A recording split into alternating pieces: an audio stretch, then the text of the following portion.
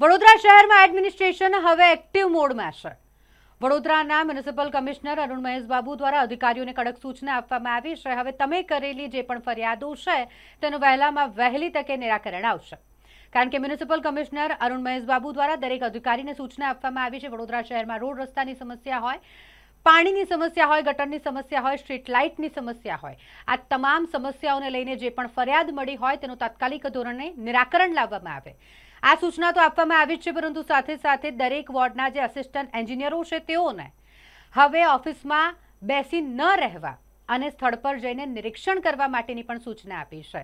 દરેક વોર્ડના assistant એન્જિનિયરોને municipal commissioner તરફથી આ સ્પષ્ટ આદેશ આપવામાં આવ્યો છે કે તેઓ પોતાના વિસ્તારના 10 કિલોમીટરની અંદર જઈ અને ત્યાં જે કામગીરી ચાલી રહી હોય તેનું નિરીક્ષણ કરે, જેમાં સૌથી વધુ ફરિયાદ જ્યારે ઓછા પ્રેશરથી પાણી આવતું હોય તેની મળી રહી હોય તેને લઈને પણ સૂચના આપવામાં આવી છે। રોડ રસ્તાની સમસ્યા, જે ગટરની કામગીરી ચાલી રહી છે તે અને એ સિવાય પણ જે પણ કામગીરી ચાલી રહી હોય તેનું ઘટના સ્થળે જઈને નિરીક્ષણ કરવા માટે તમામ આસિસ્ટન્ટ એન્જિનિયરોને પણ સૂચના આપી દેવામાં આવી છે। સેકન્ડ, આપણે ગ્રીવન્સ રિડ્રેસલ સિસ્ટમ માટે તમામ ડેપ્યુટી એન્જિનિયર્સ અને બોર્ડ ઓફિસર્સ સાથે પણ મીટિંગ કરી છે।